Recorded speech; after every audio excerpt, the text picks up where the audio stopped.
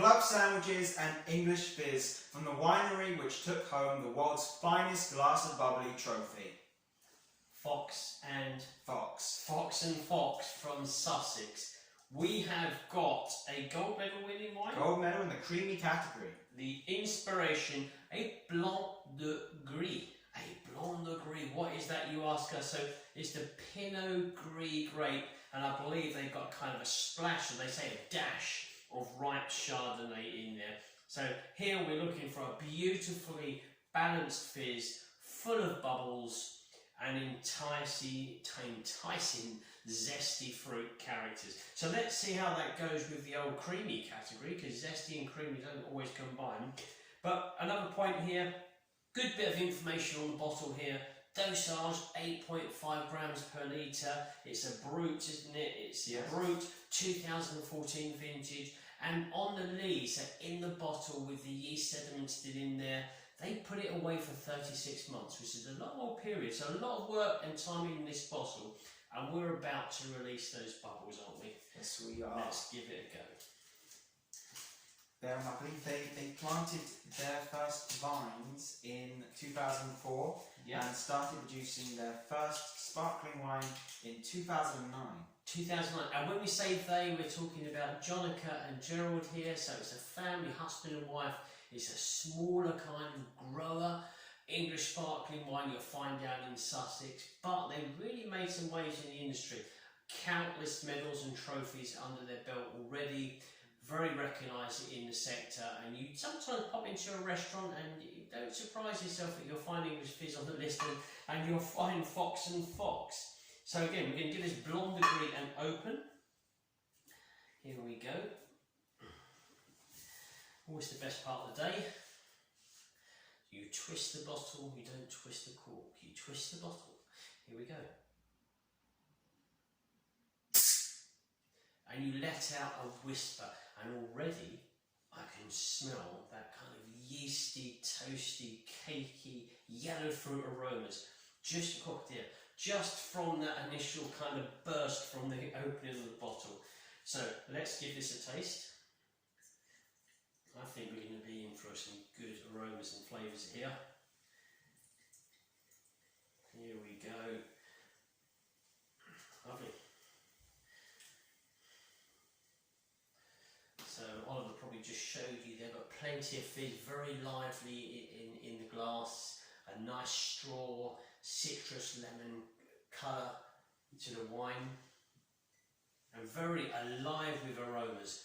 I'm getting wonderful English country garden kind of summertime nettles, freshly cut grass. I've got yeasty, I've got cooking apples in there already. I don't have to put my nose in the glass, I'm smelling it from here. I think I normally get this by getting ready soy crisps. Oliver says ready soy crisp quite often with wine flavours. It's not something I've ever heard of, so this is unique to him. Ready salted crisps, Jonica. I hope that's okay with you. But it's a very intensive aroma. It's exploding out on you with a load of noise. It's like an episode of Till Death Us Do Part. I mean, you've got Alf Garnett shouting away there in the background. It's alive with aromas there. There we go. That's my crazy way of describing things. We're going to give the flavours a go.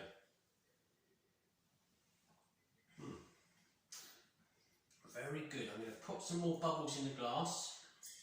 But I get the zesty bit from the winemaker at the back of the label there, the zesty characters. Certainly the aromas was that kind of yeasty, you can understand the creamy kind of expression from the wine. So certainly on the nose creamy, touch zestier in flavours, touch drier as well.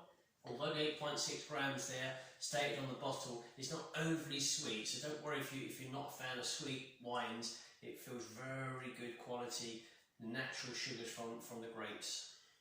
Yeah.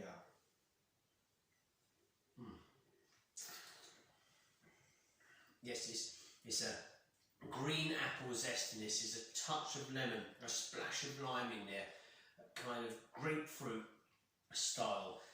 Green foliage in there as well, a touch of greeny, possibly edging towards that freshly cut grass sensation as well. An element of creamy zestiness towards the mid-length and the close, but certainly the first taste is a powerful, punchy, zesty, dry taste sensation. It's a crisp, sort of reminds me of like biting into a ripe green apple. A ripe green apple, there we go from Oliver. That's it. We all know what that tastes like, don't we? But certainly a very good quality wine. I can see lovely streams, like perlage there, of tiny bubbles in the glass, which is another indication of a good quality wine. Also a wine that's probably aged a little bit longer, so the smaller bubbles always look out for. Really good. I can't get over the aromas because it's literally so vibrant. Very impressive indeed. I'm going to have another little bit. And then we'll move on to the club sandwich. Club sandwich, anything? So what's a club sandwich, quite literally? Well, club sandwich is basically 3 layers of lightly toasted bread, and in that you would get bacon, tomato, you get lettuce and chicken or turkey, and then you can add the likes of avocado and egg. So you could make it vegetarian. Yes. So whatever your delights are within the sandwich, you're literally giving it a second layer there and literally overwhelm yourself with what your favourite parts of a sandwich is. Probably not peanut butter or jam, more so such as the veg and the meat. And then you'd normally get a bunch of chips in the... You get a bunch of chips also on there, and we've had this quite often, so usually a family dinner that we have once a month at least. We usually look forward to this one. You have chips in there, fries usually, or you can have crisps, depends what you want. Any other bits of history on this one? Well, the origins of it are a little bit up in the air. There's about 3 sort of main theories. The earliest one goes back to 1897, but one of the most popular ones is it being created in New York City at the Union Club, and it being called or referred to as the Union Club Sandwich. So sort of the club sandwich comes from that part. But I can't confirm whether that is the actual origins or not, but it sounds good. I can't remember when we went to the USA. We went to New York, and we was opposite the original Ghostbusters kind of firehouse. If you know, the outside is very familiar.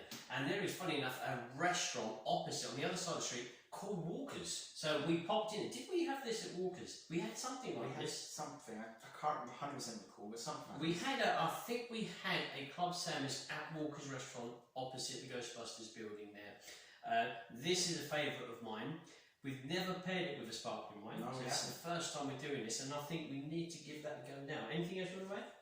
The only thing that I can sort of say for sure is that the club sandwich most likely originated in America and probably New York. But let us know if you want to lay claim to that yourself. You may not be with us, but you can certainly kind of look back in the history books and tell us if we're wrong. So we're going to give this a go. Oliver's going to pour a bit more, even though I've poured something there already for him. He's going to give a bit more.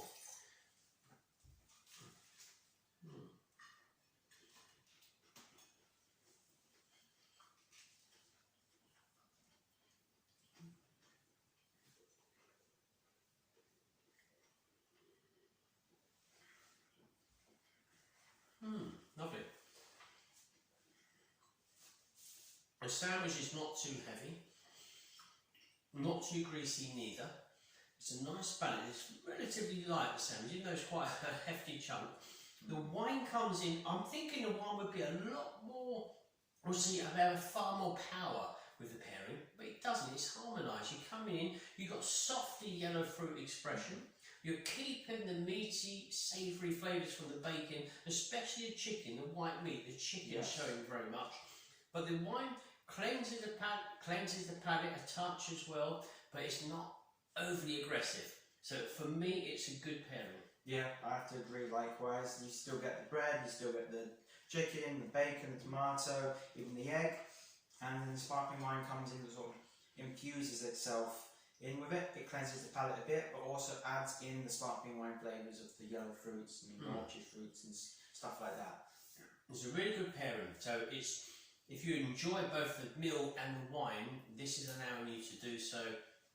It's a nice tangy close to the dish as well. So the main bulk is this savouriness from the bacon and the chicken. Towards the end, I'm getting like a soft, zesty tomato citrus flavour to close down with this. It's a very harmonised pairing, very enjoyable. Very enjoyable. But most notably on this wine here from John and Gerald is the nose explosion. Very, very, it's a big character. But I did enjoy that pairing. Really. Yes, that was really nice. It was really delicate and sort of elegant and combined perfectly. And which wine is the best one we've had today, do you think? I think maybe this one. Maybe I'll go for that one as well, so we agree for once on something. But there we go, Club Sandwich and Fox and Fox, Inspiration 2014, Pinot Gris, let me make sure, Blanc de Gris, forgive me, Blanc de Gris 2014. So, once again, thank you for watching, and until next time, enjoy the fizz.